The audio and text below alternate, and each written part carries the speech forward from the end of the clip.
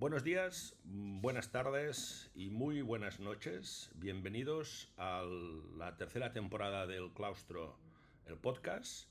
Como ya sabéis, un espacio de prácticas milenarias en las que debatimos, conversamos, dialogamos sobre cómo estas prácticas milenarias monásticas basadas en el mundo benedictino sirven, cómo me han servido a mí, cómo sirven amigos y empresarios que han venido al monasterio conmigo, pero sirven básicamente para dos cosas: para ser mejores personas y mejores profesionales, y luego para aplicarlo en sus negocios. Y creo que eso es uno de los beneficios que aporta esta nueva temporada, que compañeros y amigos como David, hola David. Hola, Albert. Gracias por invitarme a a tu ti, podcast. a ti por venir. ¿Cómo, cómo les sirve, cómo les sirve y cómo creen que puede servir a su día a día de ellos y de su entorno más cercano, ¿no? Esta vez a quién venimos. Venimos a David Galve, ahora se presentará él. Es una persona que nos conocemos hace tiempo, luego lo contará. Y como digo siempre, y lo digo en entornos reducidos, y lo digo ahora, le digo, acuérdate siempre de aquellos que te veían cuando eras invisible, ¿no? Yo no digo que no fuera invisible porque a mi tamaño se ve, pero sí que yo conocí a David hace muchos años y por eso valoro mucho el hecho de que estemos cerca haciendo cositas y explorando ideas, ¿no? Entonces, para empezar, te diría, David, ¿quién es David? ¿David quién es o David qué hace? ¿No? Las dos Yo cosas. creo que es la pregunta, ¿no? Es decir, David, yo creo que es una persona afortunada en la vida, ¿no? Porque obviamente como todos los que vivimos en un país como en su concepción como el nuestro, somos afortunados porque realmente vivimos en una sociedad que nos permite desarrollar una calidad de vida suficientemente importante, ¿no? Y entonces eso ya es una fortuna, porque si hubiésemos nacido solo por el nacer en otro sitio Sí, del sí, sí, mundo, sí.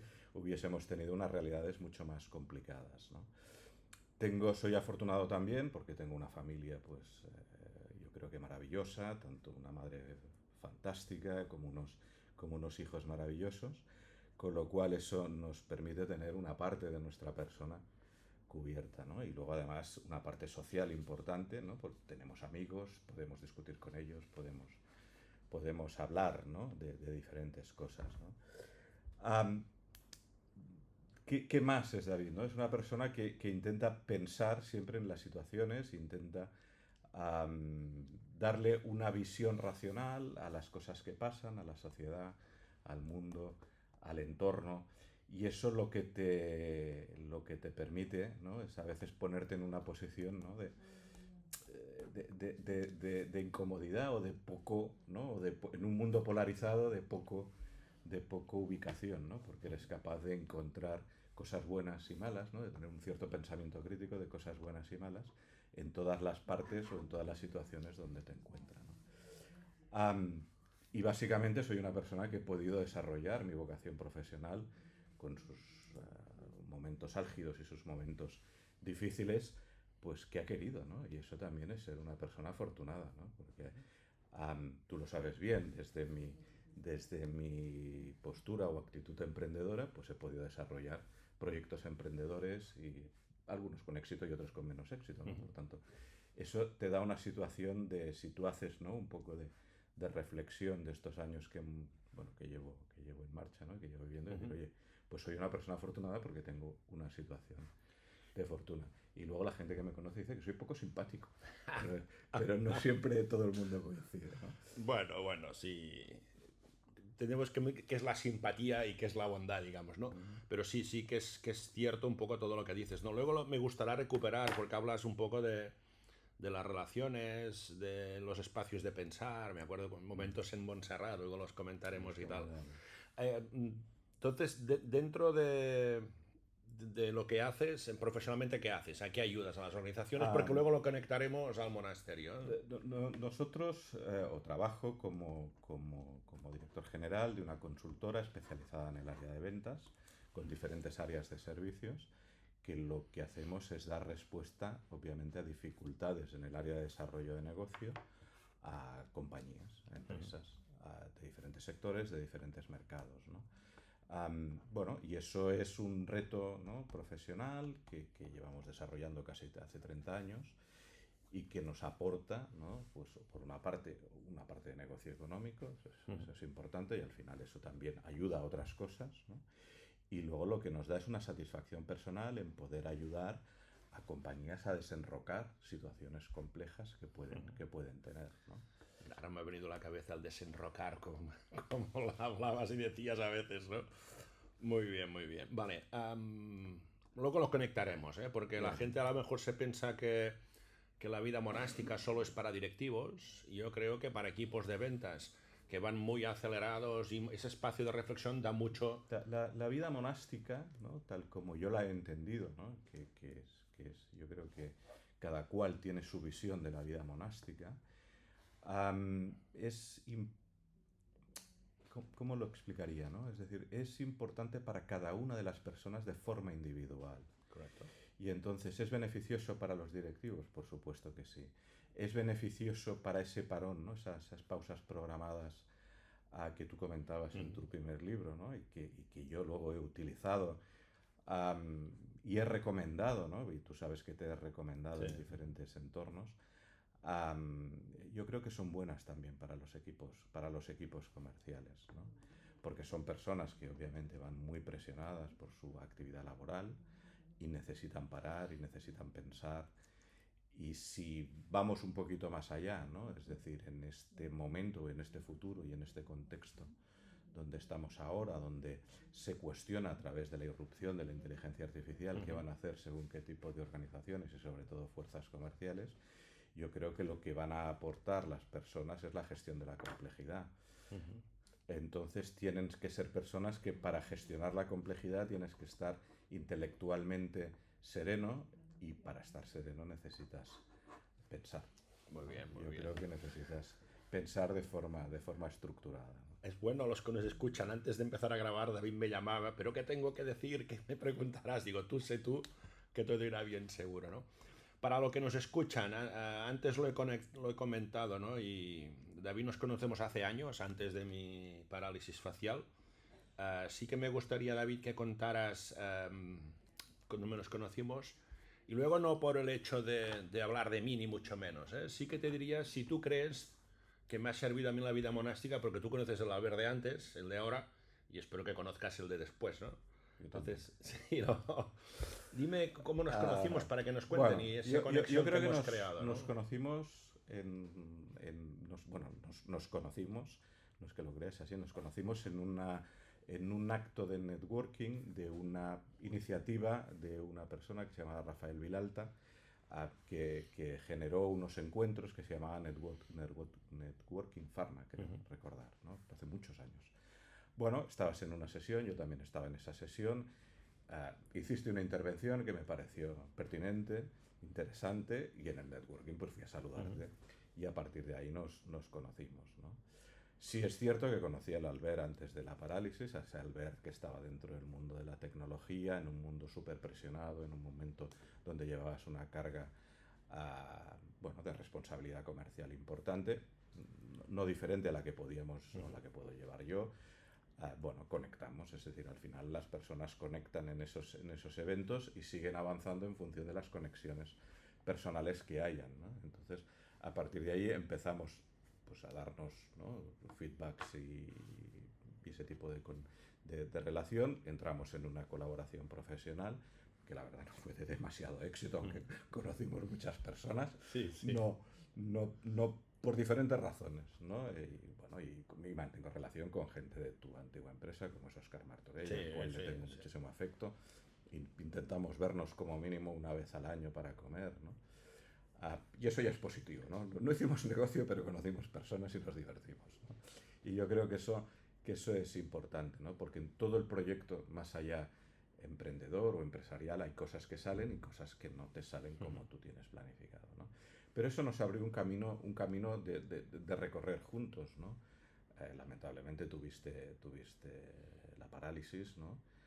Y eso te apartó. Sí, yo creo que seguimos hablando, porque si Sí, estamos aquí sí, sí, seguimos sí, hablando más allá de la parte médica, ¿no?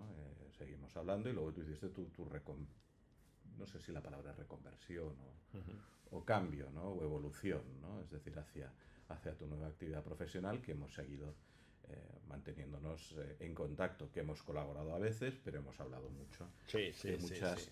de muchas cosas y de muchos elementos, ¿no? Bueno, y ese camino nos ha llevado hasta aquí, ¿no? Es decir, esto es una manera de compartir visiones, momentos, angustias, éxitos, ¿no?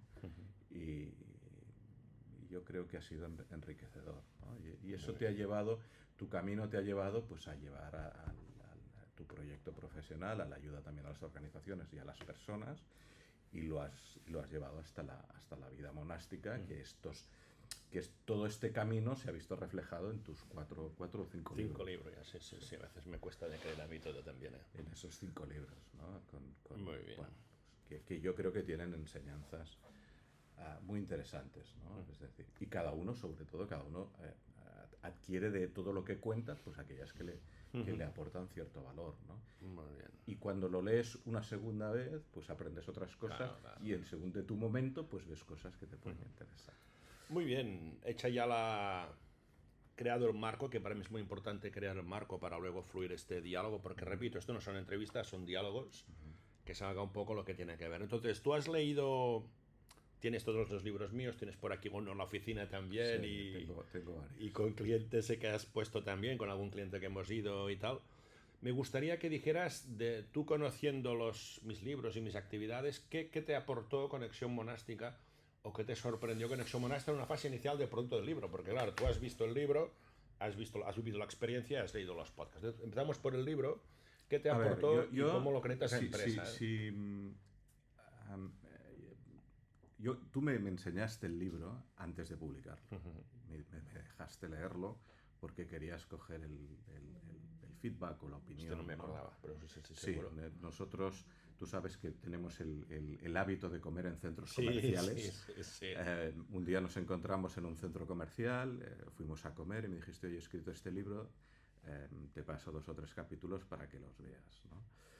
A mí el libro de Conexión Monástica me pareció, de todos los que has escrito, es el libro que conecta más con las personas. Y esto es una versión muy personal, ¿no? Sí, no, me gusta. Porque te conecta la parte profesional, ¿no? De visión, y con una parte espiritual importante, ¿no? Bueno, yo creo que todos los libros que tú escribes, repito, tienen que ver con el momento personal del lector, ¿vale? Y entonces hay algunos que te ayudan más o te ayudan menos. Por ejemplo, Mamuto Sapiens, que es el primero, yo creo que en los 2 últimos momentos, bueno, me ha interesado o me ha conectado más en estos últimos momentos, ¿no? Pero Conexión Monástica también. Sí que te dije en aquel momento que yo creo que el editor le pasó el cepillo más allá, no sé si lo recuerdas. No, me acuerdo. Yo te dije que el editor, que hacen un buen trabajo porque su negocio es vender libros, ¿no?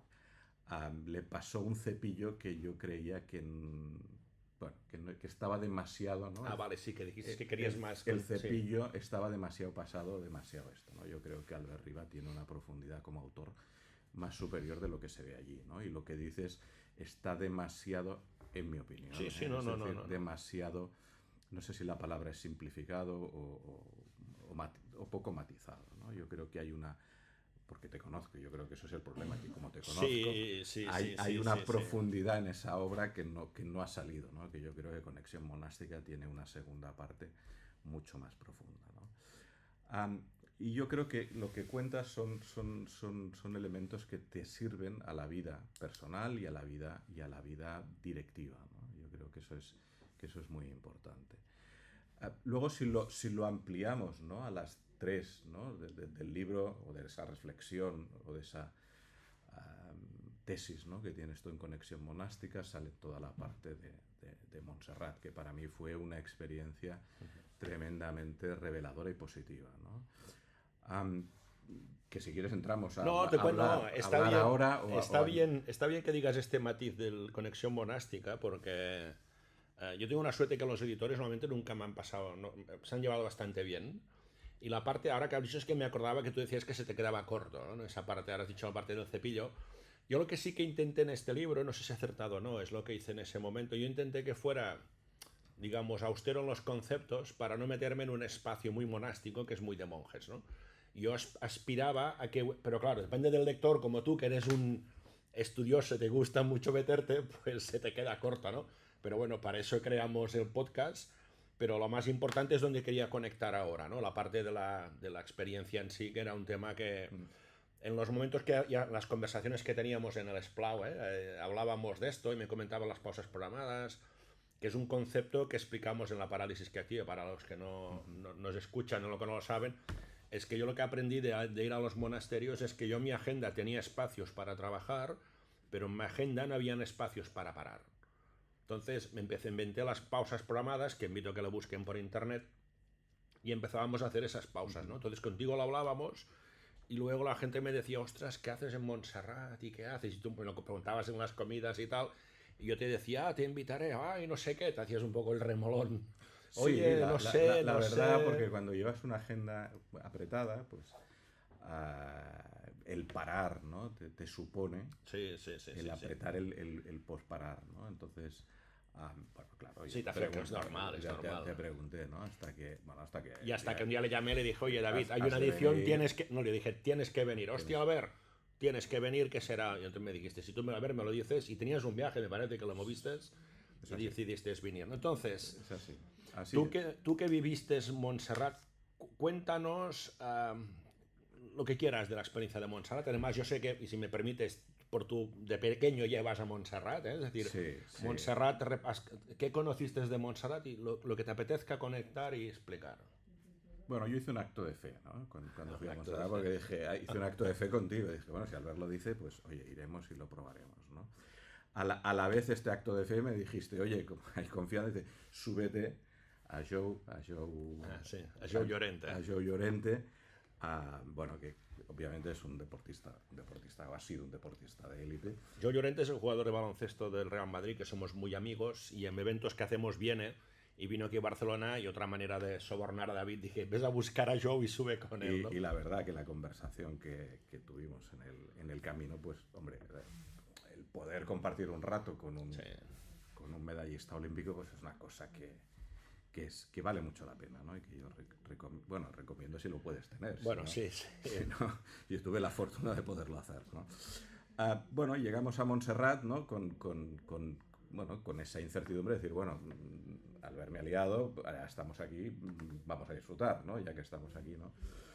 Y realmente todo fue fluyendo, ¿no? Es decir, y fue fluyendo, entonces llegamos allí, estuvimos pues con las otras personas que estaban, gente tremendamente interesante y que luego yo las aprecio después de esto, ¿no? Es decir, con algunas teníamos conexiones previas, ¿no? De que conocíamos personas comunes, otras habíamos coincidido profesionalmente, pero sin demasiada por decir, continuidad profesional, simplemente que, bueno, pues, que coincidimos en momentos profesionales, pero se generó un elemento importante de relación, ¿no? Porque yo creo que todos estábamos un poco en esa línea de decir, oye, Albert nos lo ha dicho, pues vamos a estarlo allí, ¿no? Obviamente el marco y el entorno genera todo un ambiente y un clima diferente. Obviamente Montserrat tiene en sí mismo pues ese ambiente, ¿no? Es decir, estás en un sitio pues, de culto religioso, en un emplazamiento que es singular, con unas instalaciones que son espectaculares, ¿no? Bueno, eso ya te genera, ¿no? Una actitud, ¿no? Es decir, porque estás allí, ¿no? Luego llegas con todo el estrés y pasas a la paz, ¿no? Llegas a la celda, ¿no? Nos instalas en la celda, que la celda es austera, pero a la vez no le falta nada, es decir, obviamente tiene conexión a internet, ¿no? Es decir, oye, tú puedes nacer de un monasterio con conexión a internet. Si quieres conectarte a internet y seguir haciendo tu actividad, puedes hacerlo. Desde que llegamos hasta que hicimos la primera, ¿no? reunión o presentación del grupo, pues pasaron 2 o 3 horas de estar en la celda, ¿no? Pero claro, estás allí y dices, hombre, si estoy aquí en Montserrat y estoy en una celda precisamente con el objetivo de entender en mayor medida o de hacer una pausa, lo que no voy a hacer es conectarme a internet. Bueno, y entonces yo estuve en la celda, ¿no? Y estuve en la celda pues 1 hora o 2 horas, ¿no? Sí, Estuvimos sí, una cosa así, ¿no? Eso te da tiempo a parar, desconectar y lo que en casa yo digo descomprimir, ¿no? Sí, sí, es la palabra que utilizas Es siempre. decir, Sí, yo cuando vuelvo de viaje en mi casa digo, oye, a mis hijos estamos en modo descompresión, ¿no? Entonces empezamos a descomprimir, ¿no? Y entonces empiezas a ver la realidad de otra manera, ¿no? Porque estás en un sitio diferente. y buscando ese entorno de paz, ¿no? Y ese entorno y ese momento de calma. Y realmente lo consigues, ¿no? Porque empiezas a hacer esas cosas. ¿Me podía haber puesto con el ordenador? Sí, pero Sí, sí, no tiene sentido, ¿no? Vale. Entonces, ¿qué hicimos? Conocimos a las personas, ¿no? Y las personas todas teníamos unas motivaciones pues similares y ganas de conocer a otras personas, y luego fuimos al acto, que no recuerdo el nombre, el acto religioso de la... Fuimos al Laudes, Al el Laudes. segundo día por la mañana, sí. Que, hombre, dependiendo del nivel de fe que tú tienes, pues obviamente es un acto religioso bonito, ¿no? Si eres más religioso, pues supongo que te impacta más. Pero solo estar en la basílica, escuchar a la escolanía, escuchar los versos o los salmos que dicen los monjes, pues ya te vas creciendo en la paz, ¿no? En esa paz interior. Bueno, que yo lo disfruté y estaba en ese camino, ¿no? En mi caso, y a lo que tú te referías, ¿no? Es decir, en Cataluña hay o había, no sé si existe todavía, ¿no? Una costumbre donde cuando eres un bebé te van a presentar a la Virgen, ¿no? Sí. Y eso me conectó con eso, ¿no? Es decir, me conectó con eso y me conectó que me llevaron mis abuelos, ¿no? Y en casa hay un vídeo que yo recuperé hace muchos años cuando mi abuelo falleció, de películas de Super 8 que yo las digitalicé. Muy bien. Bueno, las digitalicé para ver qué había, porque no tenía un proyector de Super 8, ¿no? Y entonces las digitalicé porque quería saber qué filmaba mi abuelo, ¿no? Bueno, esto es una cosa muy personal, ¿no? Pero entonces salía yo en Montserrat. Qué bueno. Y entonces eso fue la conexión, ¿no? Que a mí me impactó especialmente, ¿no? Porque conectas cosas, ¿no? Conecté el espacio, el sitio, la paz, Sí, con ese recuerdo, ¿no? mi Esa emoción, tierna ¿no? infancia, porque era un bebé, ¿no? Y eso me impactó especialmente, ¿no? Luego cenamos con las personas, donde obviamente conectamos con todos y conectamos bien.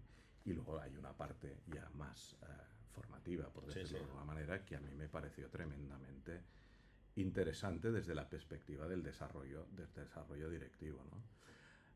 Me impactaron, tuvimos diferentes sesiones formativas, la del Pare Ignasi, Betina lo comentó, me pareció tremendamente interesante desde la perspectiva del liderazgo directivo, ¿no?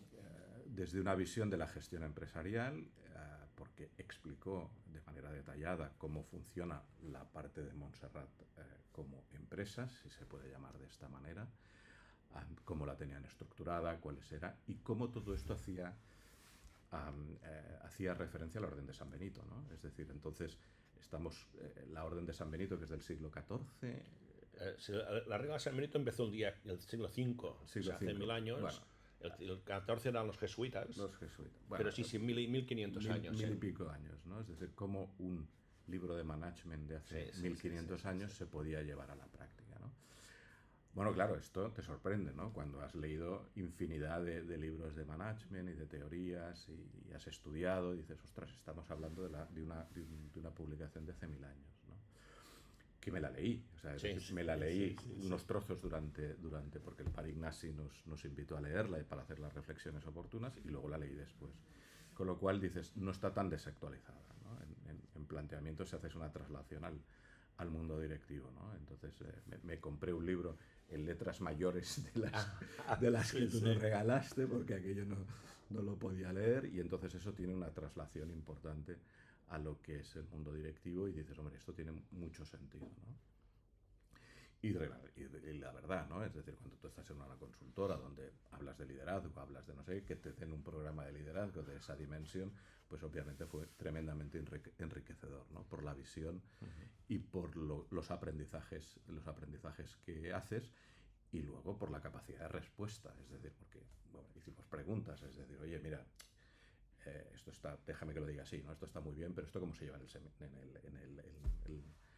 el monasterio, cómo lo gestionáis, cómo gestionáis a las personas, y al final te das cuenta, ¿no? Y yo me acuerdo que le hice no sé cómo fue con el Pare Ignasi, perdón, que comentaba que al final pasan las cosas que pasan en las empresas normales, en el monasterio, ¿no? Es decir, que en la fotocopiadora, pues la gente, pues hay gente más menos tóxica o más menos no sé qué, y que todo funciona porque las personas somos personas. Por lo cual, bueno, al final te da una visión muy clara de lo que es, ¿no? Y eso me pareció tremendamente interesante y enriquecedor, ¿no? Y yo creo que invito a todo el mundo al que quiera hacerlo, que lo haga, porque siempre sacarás, aparte de personas conocidas, unos aprendizajes muy buenos. Y luego otro aprendizaje y otro momento que me pareció tremendamente interesante fueron las ponencias de Jesús, el director de seguridad, ¿no? Por decirlo de alguna manera, yo haría un doble nivel, ¿no? Es decir, el liderazgo estratégico es el del Pare Ignasi, Sí. de la visión estratégica, ¿no? De cómo se tiene que desarrollar la estrategia, y luego Jesús lo que hace es un liderazgo operativo. Sí. Bueno, con infinidad de anécdotas desde la gestión. No sé si algunos nos han escuchado. Jesús es el contacto que me abrió la puerta de Montserrat a mí, es el director de seguridad del monasterio y es todo un personaje y aterrizó mucho las cosas, ¿no? Yo creo que es una persona tremendamente inteligente, es una persona que ejerce el liderazgo de una manera inteligentísima porque tiene una situación compleja. Ser el director de seguridad de un monasterio como de la Basílica de Montserrat y de todo el entorno, yo creo que es una función compleja, y yo creo que la ejerce con inteligencia y con un liderazgo importante, ¿no?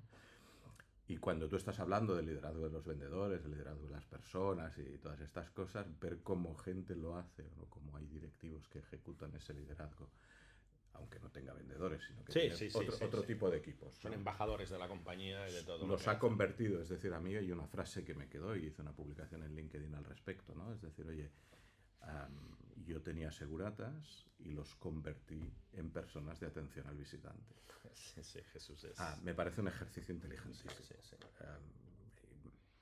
Y ojalá podamos volverlo a escuchar, ¿no? en mayor detalle, ¿no? Por tanto, son aprendizajes que te llevas de esa estancia en la Basílica, ¿no? Aparte de los momentos, ¿no? que tienes de paz interior y de compartir situaciones con ellos, ¿no? Como cuando fuimos a ver el amanecer, ¿no? Sí. Fuimos 5 o 6, no todas las personas del grupo, estuvimos un rato en Silendo viendo amanecer, ¿no? Y tú dices, con personas que hace 8, 20, 10 horas o 12 horas, sí. De las cuales 6 hemos estado durmiendo. Sí. Y eres capaz de compartir eso, ¿no? Entonces yo creo que eso es el programa que te da esa conexión con la espiritualidad, con las personas, con la paz y con las pausas. No sé, me he enrollado mucho. No, sí, me encanta, perfecto. Además, yo casi a veces se me va más la pinza que le portes ese toque más de David.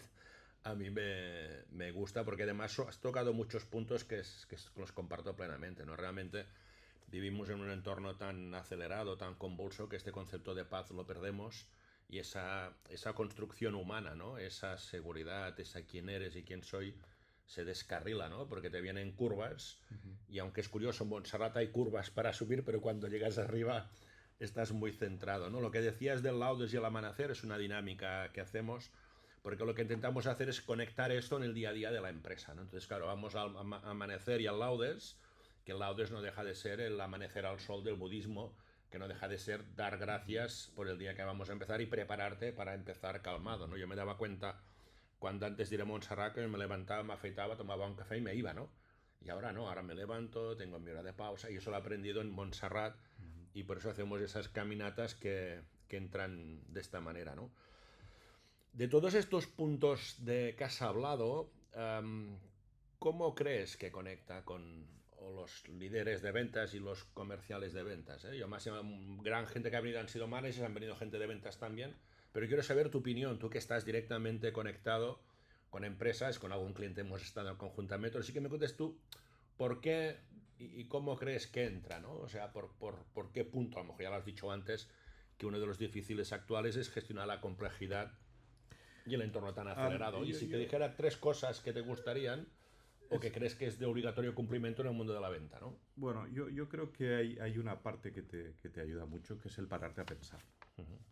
Es decir, la estancia en Montserrat o la pausa programada, lo que te ayuda es a pararte a pensar, ¿no? Al final, las personas que estamos dentro del mundo comercial o las personas que están de nuestros clientes en el mundo comercial son personas de acción, que están todo el día o solucionando problemas o visitando clientes o abriendo mercado. Acción. necesitan parar, necesitan reflexionar, necesitan analizar, necesitan reenfocar, ¿no? Necesitan bajar el ritmo un momento, ¿no? Yo creo que eso es lo que te da, ¿no? Yo creo que eso es una necesidad que tenemos, ¿no? Es decir, hay una frase muy castiza que utilizan mucho los vendedores, que a mí no me gusta especialmente, pero porque denota que hay algo que está mal hecho, ¿no? Que es cuando empiezan los vendedores a decir que no me da la vida. Entonces, a mí no me gusta por dos razones, ¿no? Porque primero la interpreto muchas veces como una excusa. La segunda es porque tú tienes mal planificada tu actividad, tanto personal como profesional, ¿no? Que yo la interpreto como un efecto de un desorden a muchos niveles, ¿no? Es muy personal esta interpretación, ¿no? La persona que te dice no te da la vida es que estás desordenado. Todo el mundo puede tener momentos, ¿no? Pero la pausa te dice ordena.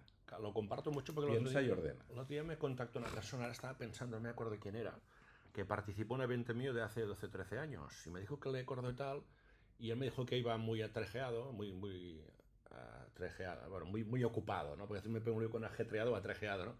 Y me dijo que él iba de culo y me dijo que yo le dije que me gustaba la gente cansada, me dijo. Es que tú me dijiste que te gustaba la gente cansada. Y eso mismo que le decía, la gente cansada es perseverante y no busca excusas, ¿no? Y esta frase que dices, no me da la vida, es al contrario del perfiles que nos gustan a nosotros, bien, ¿no? Sí, yo coincido en esto. La persona cansada y perseverante, al final es que tiene foco y tiene actividad y en un equipo comercial o en un emprendedor tiene su manera su razón de ser, ¿no? Pero no es lo mismo estar cansado que no Correcto, sí. Que Correcto, no con esta expresión, ¿no? Y yo creo que tú puedes estar cansado, paras, descansas, recuperas y tiras, ¿no? Es decir, bueno, es un poco... Yo creo que esto sería la parte más importante, ¿no? Y también esta pausa te tiene que dar, ¿cómo te diría yo? Visión de pensamiento, ¿no? De pensamiento crítico. Yo creo que es muy importante. Yo con el equipo, ¿no? Es decir, y con el equipo más joven que tenemos aquí en la consultora, mi mayor recomendación siempre es, oye, hay que pararse a pensar. Es decir, nosotros vendemos servicios profesionales, muchos están estructurados, tienen su metodología de ejecución, pero no se ejecutan de la misma manera en todas partes ni en todas las empresas, ¿no? Y lo que te compran los clientes es, oye, dime cómo lo tengo que hacer en mi empresa, ¿no? Piensa, ayúdame a pensar, ¿no? Entonces, no podemos trabajar sin pensar, y menos ahora, ¿no? Es decir, y esta es mi gran, déjame que lo diga, ¿no? Mi gran lucha con las nuevas incorporaciones. Lo que me interesa es que penséis, porque estamos las personas para pensar, ¿no? Y eso la pausa te lo da, la tranquilidad te lo da. Y en función de tu nivel profesional, necesitas pensar más o necesitas pensar menos, ¿no? Porque si tú eres un CEO de una... Y yo lo he puesto cuando hago o cuando hacemos programas o planes estratégicos, hay una parte que le decimos, ¿no? Al final el CEO, su gran trabajo es tomar una sola decisión, una gran decisión, que es el plan estratégico. Cuando le planteas los diferentes escenarios plausibles, tiene que tomar una decisión que afectará a toda su compañía, a todas las personas de su organización y obviamente al bolsillo de sus accionistas. No debe estar tranquilo para tomar esa decisión. Sí, totalmente de acuerdo. Por tanto, eso es un nivel directivo que necesita esa pausa, ¿no? Y luego, pues obviamente, todos los demás necesitan tener sus tiempos de reflexión para hacer el trabajo de lo que tienen que hacer, ¿no? Fijaros que todo esto liga mucho porque... los que habéis leído el libro y el podcast lo explicamos, todo lo que dices ahora, David, va muy ligado con lo que explicamos en Conexión Monástica, que tenemos que transformar cosas de la empresa tal. Y en la empresa hablamos de decidir, tenemos que decidir. Y los monjes hablan de discernimiento, que al fin y al cabo es lo que acabas de decir. Tenemos los directivos, o los empresarios, los emprendedores, los creativos, tenemos que decidir, sí, pero antes del decidir está el discernimiento. Es pensar, analizar, pero para eso hay que parar, como bien dices, ¿no? Entonces hay otra conexión que lo veis que estaba más, lo hemos ampliado ahora del libro, que es más breve, ¿eh? Pero el discernimiento está muy... Y todos los monjes hablan de discernimiento, que es esta pausa. En muchas empresas yo lo pregunto, si primero va el discernimiento o la decisión, y la gente no lo sabe. Eso quiere decir que no conocen el discernimiento y van directo, ¿no? Y otra parte que decías que conecta mucho, que también lo comentamos en el libro, hay un capítulo también en el podcast, que es la contemplación en la acción, que es más jesuita, digamos. Es decir, yo tengo que hacer cosas, pero tengo que ser capaz de observar el entorno, y esas pausas son necesarias para que te ayudan en todo esto, ¿no? Y a partir de ahí, pues bueno, pues si son prácticas que las has vivido y te han gustado, pues yo encantadísimo, ¿no? Otra, dos preguntas para ir un poco cerrando. Te diría, ¿para qué te sirvió y cómo la resumirías? Es decir, en una palabra, dos, tres o cuatro, ¿cómo resumirías esa experiencia? ¿Cómo te sirvió? Am, ¿Cómo la resumiría? Obviamente de descubrimiento y de satisfacción y de enriquecimiento. De enriquecimiento y de satisfacción, ¿no? Es decir, porque descubres, te enriqueces y eso y a mí personalmente me produce satisfacción, ¿no? Es decir, y ganas de volver, ¿no? Ganas de que nos volvamos a reencontrar con las personas, porque habrá pasado un año y medio, ¿no?